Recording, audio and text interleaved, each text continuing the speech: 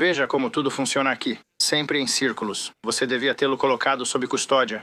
Ei, sim. Cara novo, foi assim que fomos apresentados a Ryan Howard, e foi assim que Ryan acabou. Deixei ele chupar um morango, mesmo sendo alérgico. Vai superar rápido. Precisava falar com você. Você causou uma alergia no seu bebê só pra falar comigo? Ryan Howard, de The Office, talvez tenha um dos arcos mais trágicos das sitcoms. Ele era um homem que começou sua carreira na simpática empresa de papel Dunder Mifflin como um temporário super qualificado, terminando a série como um reflexo distorcido de quem já foi um dia. A falta de rumo de Ryan indica a incerteza sobre o que fazer com o personagem, transformando Ryan de um figura comum que representa o ponto de vista do público num personagem marcado por uma série bizarra de mudanças que resumem todas as formas como a série saiu dos trilhos em seus anos finais.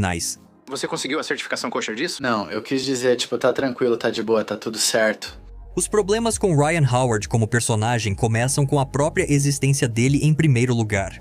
A sitcom da NBC, The Office, é um remake da sitcom da BBC de mesmo nome. Na temporada inicial da série, as versões americana e britânica de The Office são muito parecidas, chegando ao ponto do episódio piloto da versão americana ser, aparentemente, uma adaptação americanizada do primeiro episódio da série britânica. Ambas as séries têm 4 personagens principais. O chefe é Michael Scott, na versão americana, e David Brent, na britânica. O puxa-saco do escritório, Dwight nos Estados Unidos e Gareth no Reino Unido, e o casal com a tensão de será que vai ou não vai, Jim e Pam nos Estados Unidos e Tim e Dawn no Reino Unido. A teoria do quarteto central deu à versão britânica todos os personagens para sustentar 2 temporadas e um especial de Natal, com participações ocasionais de coadjuvantes marcantes. Pode trazer seu namorado hoje à noite se quiser. Eu não tenho namorado. Tanto faz. Desculpa. Desculpa, esse é um jogo de homem. Depois de ver essa fórmula de sucesso na série do Reino Unido, é de repente desorientador assistir a versão americana de The Office e encontrar um 5º personagem no elenco central, B.J. Novak, como Ryan Howard. Isso não é uma crítica ao B.J. Novak, ótimo ator e comediante, mas seu nome entre os 4 protagonistas nos créditos sugere que ele será crucial na história. No universo de The Office, Ryan ocupa um meio termo entre os 4 principais e os funcionários do fundo. Ele aparece muito, mas isso é por causa de seu envolvimento com personagens mais engraçados e interessantes. Isso é evidente na amizade unilateral com Michael, cuja comédia surge das tentativas constrangedoras de Michael de conquistar Ryan, recebendo reações cômicas de indiferença. Toque, toque, toque. E eu? Bem aqui, 2 sapatos. Toca aqui. Além disso, há o relacionamento tóxico com a Kelly, cuja comédia surge da obsessão dela por ele. E novamente, ele é ofuscado pela força cômica das obsessões pouco saudáveis da Kelly. Tenho namorado agora. Tudo bem. Fiquei com ela no dia 13 de fevereiro. Ele apenas reage às palhaçadas ao redor, sem ter personalidade definida ou um truque cômico como outros coadjuvantes do programa. Tudo indica que Ryan deveria ser um personagem importante, mas só tem grande desenvolvimento na 4ª temporada. Quem? Ninguém. Você e eu terminamos. O quê? A piada de Ryan ser o escolhido para o cobiçado cargo corporativo no final da 3ª temporada funciona tão bem porque Ryan passou completamente despercebido ao longo da série. Isso finalmente dá ao personagem um objetivo e o coloca no coração sombrio da vida corporativa, algo que o distorcerá para sempre. Existem basicamente 3 grandes atos na derrocada de Ryan Howard. A primeira fase é vender-se à empresa. Com seu novo status de autoproclamado prodígio da Dunder Mifflin, Ryan passa a impor sua autoridade em seu antigo trabalho. Ele se veste de forma chamativa, ou como acha que é, e tenta modernizar a Dunder Mifflin, principalmente com a ideia do novo site, o Dunder Mifflin Infinity. Ryan basicamente se transforma em um personagem de Bret Easton Ellis, que foi colocado em uma sitcom. E se eles soubessem quanto eu estou pagando pelo meu corte de cabelo agora, eles não iam me dar um cascudo. Foram $200. Agora, é importante notar que essa mudança repentina, embora seja cômica, é construída sobre uma base frágil de ser um personagem raso por 3 temporadas inteiras. Apesar dos indícios da ambição de Ryan em ascender na hierarquia corporativa e referências ao seu histórico em administração, essa mudança radical parece repentina. Apesar de ser engraçado ver esse gerente comum virar um avatar da ganância ao estilo Jordan Belfort, trata-se de uma sátira. Por conta de um emprego corporativo em uma empresa de papel, as piadas sobre empregos de escritório não trazem nada novo ao que já ouvimos inúmeras vezes. Problemas assim não vão acontecer quando lançarmos o Dunder Mifflin Infinity 2.0. Quando vai ser isso? a definir.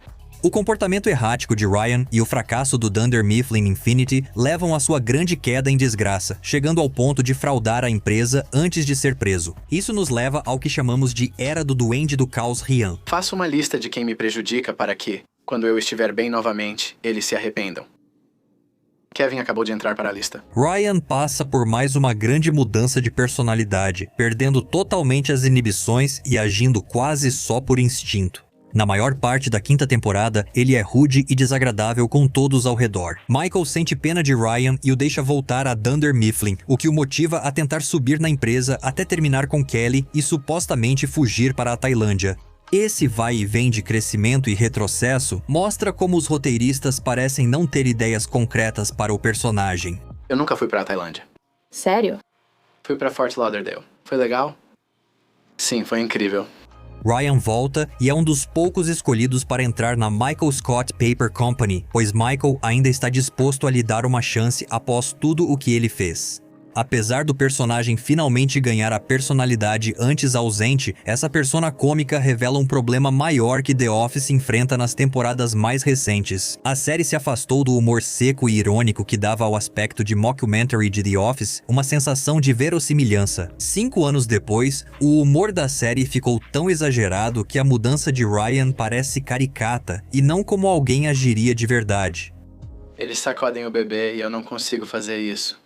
Não sacuda nosso bebê. Nunca tinha ouvido isso antes. Isso nos leva à forma final de Ryan Howard nas temporadas 6 a 9, o hipster esquisitão e estranho. Após a fusão da Dunder Mifflin com a Michael Scott Paper Company, Ryan Howard voltou ao escritório e está mais profissional. Agora ele se veste como um hipster típico. Embora tente voltar ao topo da hierarquia corporativa, parece ter perdido quase toda a sua perspicácia nos negócios e só aparenta ser um tolo. The Office prosperou com humor desconfortável e constrangedor, mas o público sempre se sentiu parte da piada. Ryan, no entanto, é realmente irredimível neste ponto. Acho que ele pode ser corrompido como Gollum. Sméagol foi corrompido e se tornou Gollum. No fim, enquanto os outros personagens têm finais satisfatórios, ele recai novamente e fica com a Kelly. A presença dele no fim da série simboliza como The Office perdeu o rumo nas últimas temporadas, com humor baseado em absurdos em vez de verdade e desenvolvimento dos personagens. Essas muitas temporadas de divagações sem rumo para o personagem são uma ilustração das maneiras estranhas como a televisão de longa duração pode crescer e evoluir. Em séries de comédia, pode demorar para os roteiristas acharem o tom ou o humor de um personagem. Com Ryan, sua trajetória pode ser vista de duas formas. Os roteiristas nunca souberam ao certo qual caminho tomar. O personagem Ryan simboliza como o mundo corporativo pode destruir o espírito de alguém. Isso pode ser engraçado de forma sombria, mas soa estranho diante das atividades diárias e bem-humoradas da família no escritório. Ao tentar forçar esses cenários supostamente cômicos e extravagantes para Ryan, a série perdeu de vista sua maior arma de comédia, a força de seus personagens. Sem isso, vemos um arco de personagem que, de forma geral, parece mais uma tragédia do que uma comédia. Eu estava falando com uma mulher, então ela tinha uma voz muito grave, provavelmente fuma. Esse cara e esse cara são dois personagens dramaticamente diferentes. Durante 6 temporadas de The Office, Steve Carell interpreta Michael Scott como um personagem quase totalmente estático. Ele evolui lentamente, crescendo nas pequenas formas que Michael Scott consegue, mas por uma única temporada, Michael Scott foi alguém muito diferente. A versão americana de The Office, criada por Greg Daniels, é baseada na minissérie britânica de 12 episódios estrelada por Ricky Gervais como David Brent. Um ser humano hilariamente maldoso, deprimido, quase disfuncional, cujo mundo era construído em torno do humor negro com um toque inicial de humor constrangedor. A primeira temporada da versão americana de The Office, com 6 episódios, tentou recriar esse tom, esse mesmo estilo, e a série quase foi cancelada imediatamente. Poehler disse depois em entrevista que foi um milagre a série não ser cancelada e que só foi salva pelo apoio do executivo da NBC, Kevin Reilly. Por quê? Porque eles ferraram o Michael Scott. Foi o que ela disse. Essa é a minha piada. Michael Scott, na primeira temporada, teve 4 mudanças visíveis e importantes para garantir a sobrevivência da série, sendo algumas mais óbvias que outras. Se você achou difícil começar The Office, essas podem ser as razões. Michael era uma caricatura antipática e sem originalidade. Só depois que roteiristas e o criador da série perceberam isso, começou a mudar. Talvez sem surpresa, tudo começa pelas superficialidades de Michael Scott. Você deve ter notado que este Michael não é igual àquele.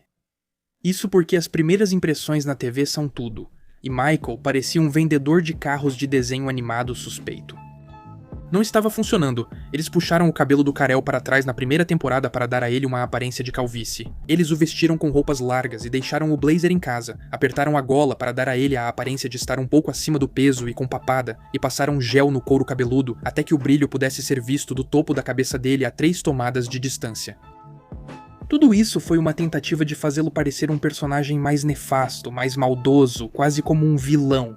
Os produtores reconheceram que isso não funcionaria a longo prazo se quisessem que o público se importasse com o personagem.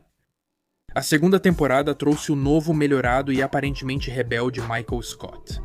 Mais apresentável, melhor vestido e menos ofensivo na aparência. Porém, isso era apenas superficial. As mudanças reais estavam na forma de lidar com esses momentos. Try my Googie. Meu Googie. Experimente meu Googie. Experimente meu... Este é o final do episódio Diversity Day da primeira temporada, talvez o episódio mais famoso da série. Não há redenção aqui pra Michael Scott. A moral do episódio, quando ele termina, é que ele é horrível, e é isso. O único momento de redenção para o público acontece aqui entre Jim e Pam. Foi uma maneira maldosa de terminar um episódio de um programa de televisão, e essa abordagem aparentemente deixou um gosto amargo na boca do público, e a visão deles tanto sobre o programa quanto sobre o personagem Michael era de pessimismo. O problema não era o humor sombrio não ter agradado ao público americano. O problema era que os produtores queriam que o programa ficasse no ar por muito mais tempo do que 12 episódios e estavam tentando copiar Brent de forma muito fiel e buscar essa realidade. Aqui está o final do último episódio da primeira temporada. Eu provavelmente deveria ter te avisado que não preciso mais de carona agora, porque o Jim pode me levar pra casa depois. Então você está livre dessa. Ok, ótimo. Me livrei dessa. Excelente. Eu cuido disso. Divirta-se. Obrigado. Não beba e dirija. A partir deste momento, foi tomada uma decisão consciente de dar finais mais otimistas aos episódios do programa do que este, para oferecer ao público mais felicidade e mostrar o lado humano de Michael. Na versão britânica de The Office, o final é a demissão de Brent e seu pior momento, enquanto Michael passaria a encerrar cada episódio feliz. Paul Feig, ex-roteirista do programa, destaca o episódio Office Olympics da segunda temporada como um momento eureka desse otimismo. Esses momentos tornavam Michael Scott humano, e os bons sentimentos mantinham o público assistindo por mais de 12 episódios, eles saem do sofá sorrindo. Desde a segunda temporada, finais mais otimistas foram incluídos. Mas havia um problema maior que os produtores achavam ser a causa da má recepção do programa na primeira temporada. Michael não era o melhor chefe do mundo. Na verdade, era totalmente inacreditável para o público que ele ainda tivesse e mantivesse o emprego. No contexto de um documentário, todo o propósito do formato passa a ser a credibilidade do artifício. Portanto, se o público não acreditar na capacidade de Michael de administrar o escritório, eles vão deixar de comprar a ideia e, consequentemente, largar a série de vez. Acho que esse momento no episódio The Client da segunda temporada responde diretamente a essa crítica.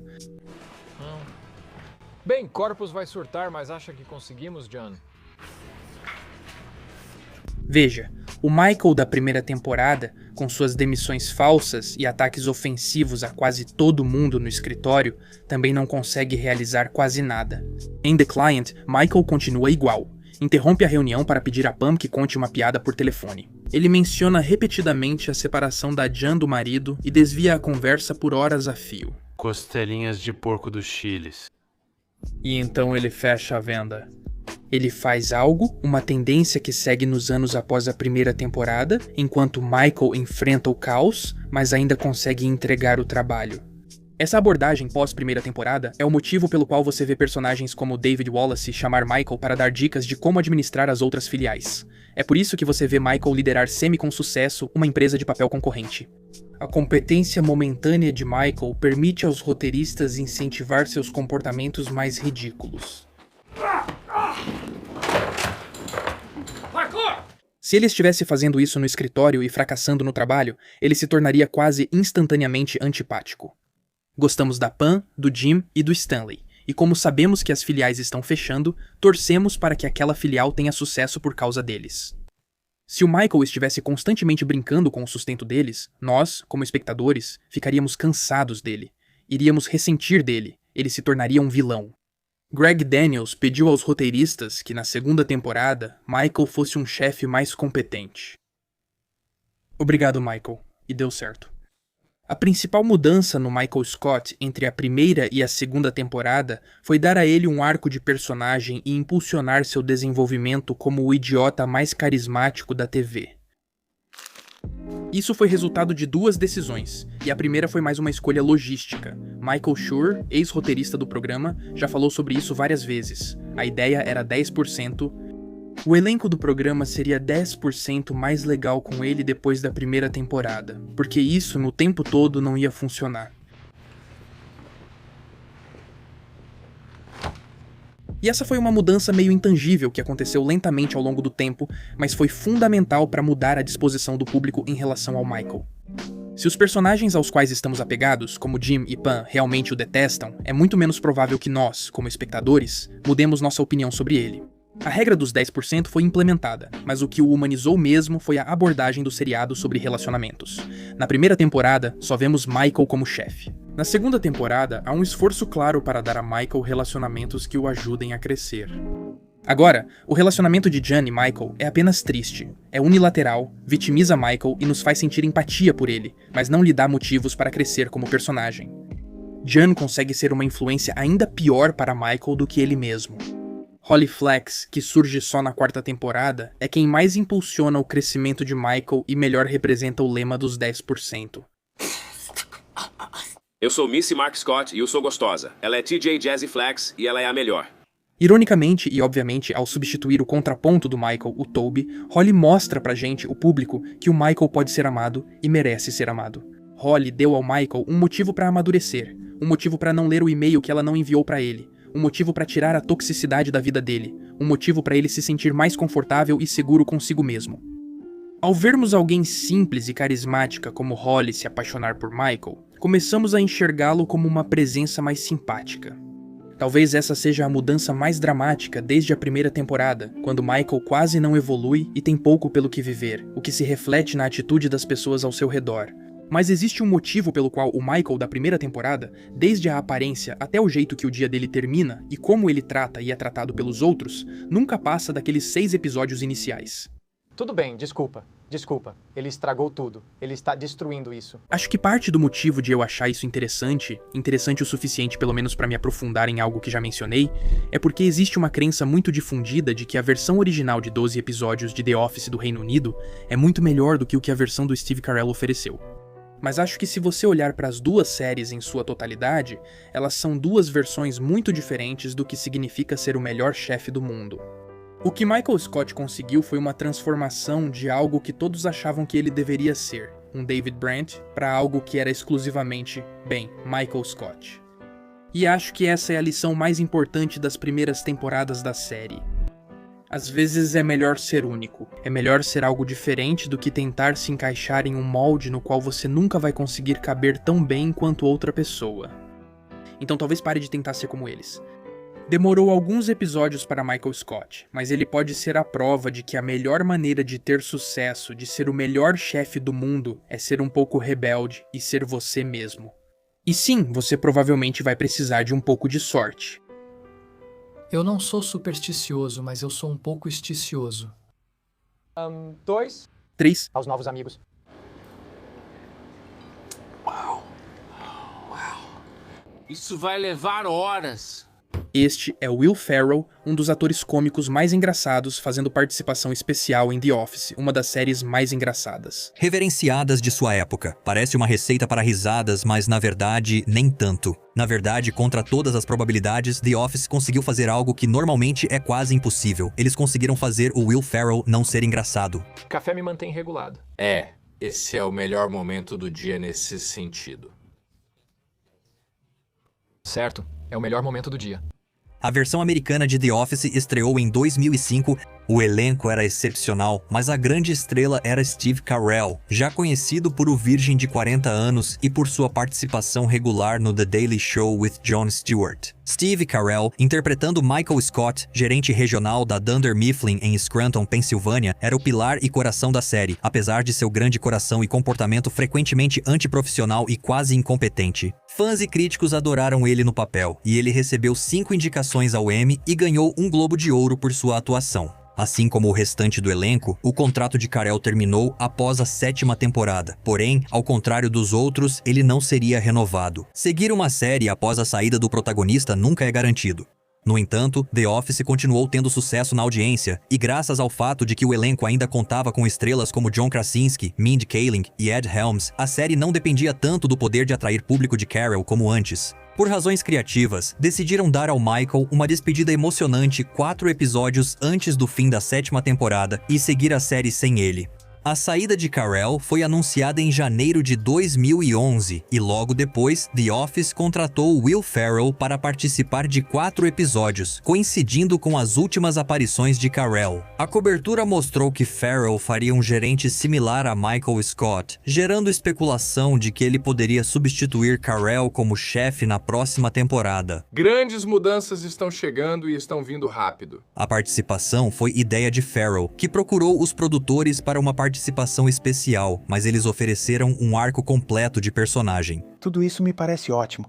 Veterano da TV desde o Saturday Night Live, Ferrell continuou fazendo aparições esporádicas na telinha enquanto sua carreira no cinema decolava. O papel de Ashley Schaeffer em Eastbound and Down mostrou seu talento em pequenas participações e o âncora destacou sua química cômica com Carell. Eu esfaqueei um homem no coração. Eu vi isso.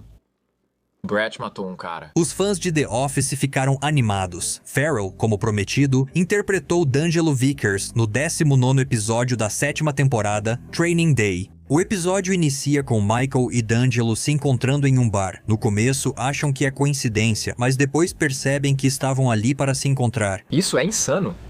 Isso é insano. Fica claro rapidamente que D'Angelo compartilha algumas das esquisitices mais bobas de Michael e eles se dão bem logo de início. Apesar das semelhanças, D'Angelo é um pouco mais confiante e parece mais normal que Michael. Quando conhece os funcionários da Dunder Mifflin, eles realmente gostam dele. Alguém começou com o pé direito com o novo chefe. As piadas dele funcionam, seus gostos são apreciados e ele recebe rapidamente o calor que Michael sempre quis da equipe. Como era de se esperar, Michael começa a ficar ressentido com a situação, e isso cria tensão entre ele e D'Angelo, colocando a equipe em uma posição desconfortável no meio de uma disputa entre seu chefe atual e o futuro chefe. Ao longo da história, fica claro que D'Angelo tem um lado um pouco cruel. Por exemplo, quando ele se diverte vendo Andy se humilhar ou interrompe Pam grosseiramente enquanto ela fala animada sobre algo fofo do bebê. Te digo, esse bebê poderia estrelar um programa chamado Bebês de que eu não me importo. Apesar de tratar todos mal, todos sabem que D'Angelo será o novo chefe. Por isso, na hora da decisão, os funcionários apoiam ele em vez de Michael, mesmo com o apelo pessoal deste. É um lembrete amargo para Michael de que seu relacionamento com a família do trabalho mudará quando deixar de ser chefe. Apesar de não ter cenas engraçadas, D'Angelo vira um contraponto complexo e intrigante para Michael neste episódio. Embora o papel discreto não destaque seus pontos fortes como comediante, Ferrell não está mal.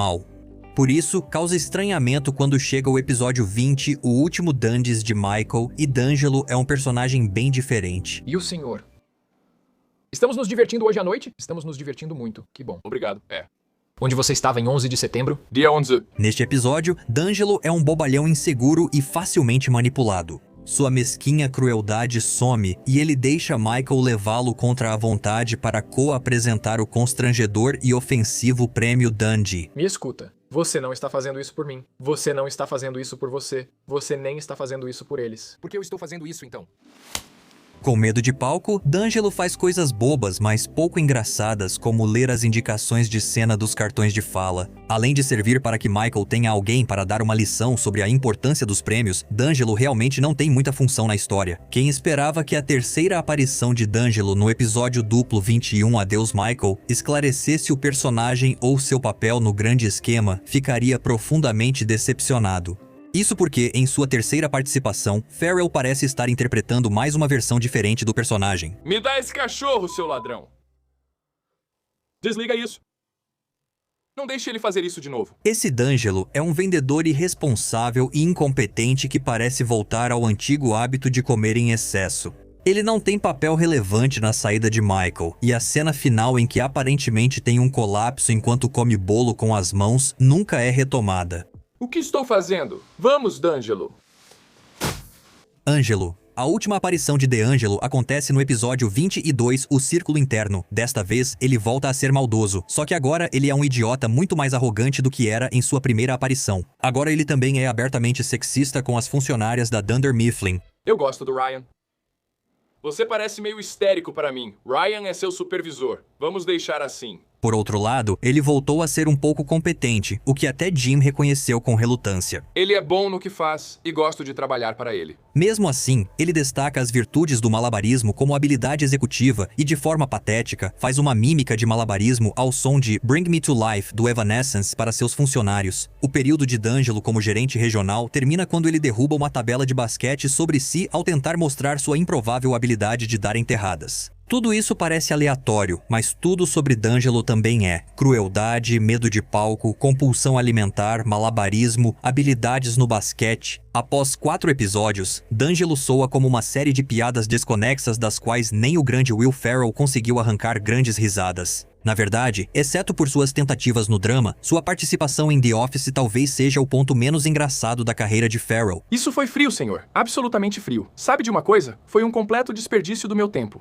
E só para deixar claro, isso não é culpa dele de forma alguma. Ferrell realmente se entrega totalmente a tudo o que lhe é dado para fazer, desde sua introdução discreta até as rotinas de dança mais frenéticas. Nada do que dão para ele fazer é engraçado, pois é claro que os roteiristas nunca definiram bem a personalidade ou o propósito de D'Angelo no programa. Como comédia de personagens, The Office costuma gerar risadas ao colocar os funcionários da Dunder Mifflin em situações constrangedoras para eles. O personagem de D'Angelo muda com tanta frequência e de forma tão aleatória que nunca conseguimos formar uma noção duradoura da personalidade dele, do que é ou não constrangedor para ele, ou de como a maioria do grupo se sente em relação a ele e suas atitudes. Então nenhum dos momentos de humor realmente funciona. Dormi logo depois do sexo. Oi, pessoal. Não, volte para o roteiro. De episódio a episódio, os roteiristas buscam o personagem dele, testando abordagens cada vez mais estranhas. Eles buscam melhores formas de usar as habilidades de Ferrell, mas no fim, D'Angelo muda conforme o que acham necessário para cada piada ou cena. Eles estão tentando me entender, e eu não gosto disso. Não seria impossível que D'Angelo fosse o centro de um arco de passagem de bastão, permitindo que Michael interagisse com seu substituto e talvez até deixasse uma impressão nele. O que realmente tivemos, no entanto, acabou sendo sem sentido do ponto de vista da narrativa. E com Ferrell deixando claro que não iria ficar, nem havia suspense sobre se D'Angelo estava ali para ficar. Na verdade, o pior foi que D'Angelo ocupou tempo demais nos episódios finais de Carell. Isso deve ter ocorrido porque alguém achou que o público queria ver os dois grandes astros da comédia interagindo, o que faz sentido. Essas interações não foram tão engraçadas e tomaram tempo que seria melhor aproveitado com Michael interagindo com sua família do escritório. No fim das contas, é difícil não pensar que a série teria ficado melhor criativamente se simplesmente tivesse terminado a temporada com a saída de Michael. A 8ª temporada poderia ter começado com a busca por um novo chefe ou até mesmo já com um novo chefe no lugar. Claro, algumas das cenas da participação de Ferrell conquistaram o público ao longo dos anos, mas no fim das contas, a presença dele no escritório nunca pareceu ser mais do que um truque. Embora seja compreensível querer aumentar a audiência nos episódios finais de Carell e incentivar o público a continuar assistindo após sua saída, se a estratégia faz o Will Ferrell perder a graça, talvez seja a hora de fazer mais uma reescrita.